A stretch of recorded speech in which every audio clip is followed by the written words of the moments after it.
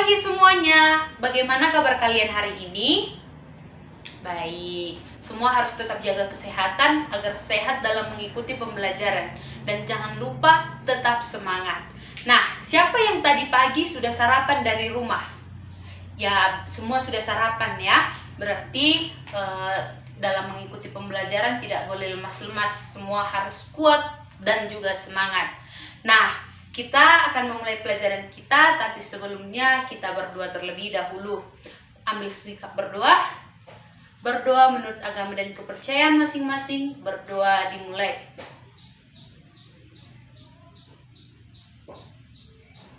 Amin, berdoa selesai. Nah, anak-anak ibu, minggu lalu kita telah belajar di tema 9, subtema yang kedua. Nah, masih ingatkah apa judulnya untuk subtema yang kedua minggu lalu? Ya, betul sekali. Pemanfaatan kekayaan sumber daya alam yang ada di Indonesia. Nah, untuk sekarang kita akan masuk di subtema yang ketiga. Apa judulnya? Ya, betul sekali. Dilihat bukunya ya. Oke, baik. Di bukunya Pelestarian Kekayaan Sumber Daya Alam di Indonesia. Nah, untuk apa sih kita mempelajari ini? Apa tujuan kita mempelajari tentang pelestarian sumber daya alam? Nah, tujuannya agar kita tahu cara memelihara sumber daya alam yang setelah kita nikmati dan kita peroleh ini. Tidak mungkin kan, karena kita sudah melakukan pemanfaatan secara total, tetapi kita tidak melakukan kegiatan yang bisa memperbaharui atau memeliharanya dengan baik. Yang kedua, agar kita menghindari kegiatan yang dapat merusak sumber daya alam. Jika sumber daya alam kita ini sudah rusak, berarti kita tidak memiliki apapun lagi. Sumber daya alam kita akan musnah ataupun punah. Baiklah, sekarang kita masuk ke pembelajaran kita. Nah, ibu mau bertanya, kita kan sudah mempelajari apa saja kekayaan yang ada di Indonesia. Nah, siapa yang masih ingat kekayaan sumber daya alam apa saja yang kita miliki di negeri kita ini? Ayo, siapa yang masih ingat? Ya, Meta? Ya, betul sekali. Sumber air yang melimpah. Hampir seluruh wilayah atau bahkan semua wilayah di Indonesia memiliki sumber air yang sangat melimpah. Yang kedua adalah kekayaan alam bawah lautnya. Ya, bukan? Seperti terumbu karang dan juga ikan-ikan yang sangat banyak jenisnya ada di laut kita. Nah, yang ketiga adalah kekayaan sumber bahan tambang. Indonesia sangat kaya akan bahan tambangnya seperti nikel, tembaga, dan banyak lagi. Lalu apalagi selain yang ketiga tadi itu? Ada juga kesuburan tanah. Baiklah, di sini ibu punya video, di mana video ini adalah tentang kegiatan yang dapat merusak sumber daya alam. Nah, diperhatikan baik-baik apa saja kegiatan yang mereka lakukan atau yang kita bisa lakukan hingga merusak sumber daya alam. Nah, berikut videonya, diperhatikan baik-baik ya.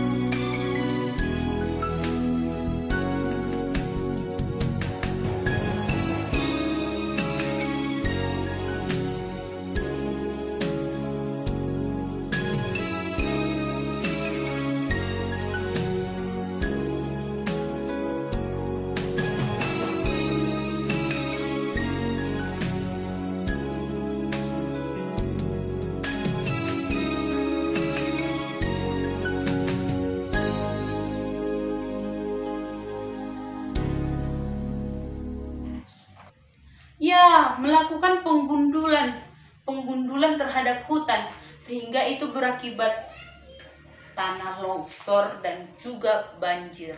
Nah, anak-anak, apakah kita perlu mengatasi kegiatan yang dapat merusak lingkungan ataupun sumber daya alam ini?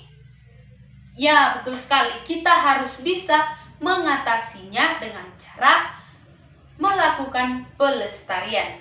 Nah, apa itu pelestarian? Baik, pelestarian adalah cara kita memelihara, menjaga, dan menggunakan sesuai kebutuhan kita untuk sumber daya alam tersebut. Nah, di sini Ibu punya video lagi tentang cara kita untuk melestarikan ataupun menghemat dan menjaga sumber daya alam agar tetap terjaga keadaannya. Ini saya akan menjelaskan tentang pelestarian kekayaan sumber daya alam Indonesia. Penyebab krisis air bersih, penggunaan air berlebihan, kekeringan atau limbah pabrik.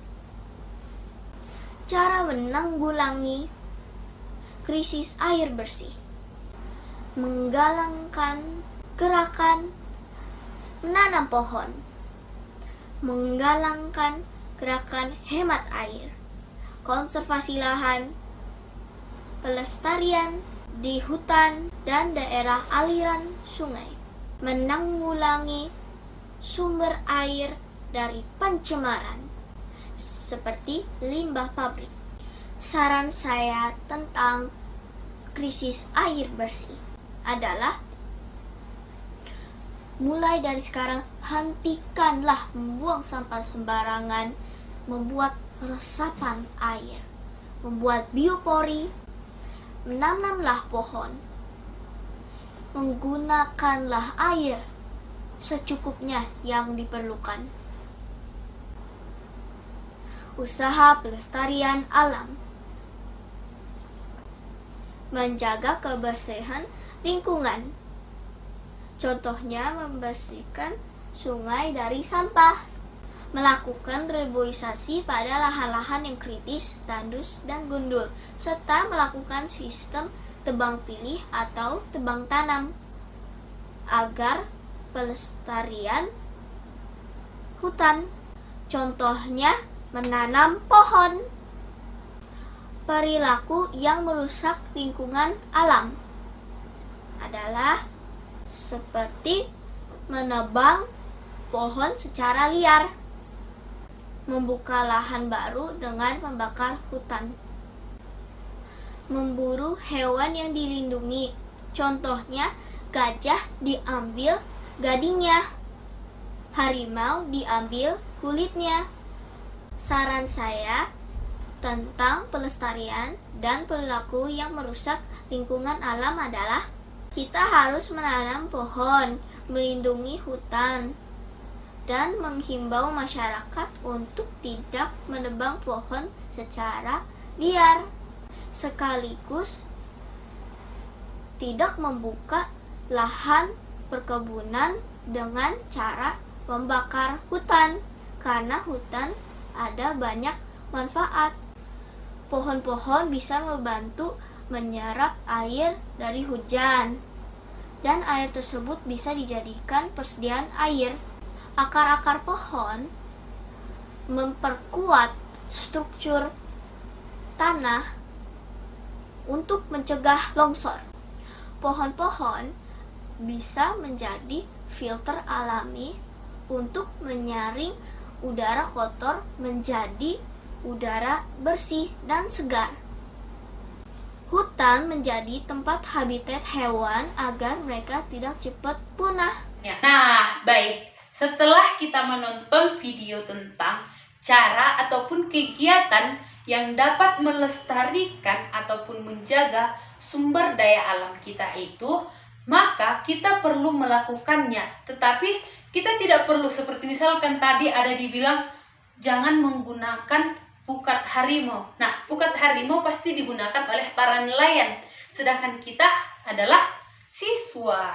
Jadi hal sederhana yang perlu kita lakukan adalah tidak membuang sampah secara sembarangan.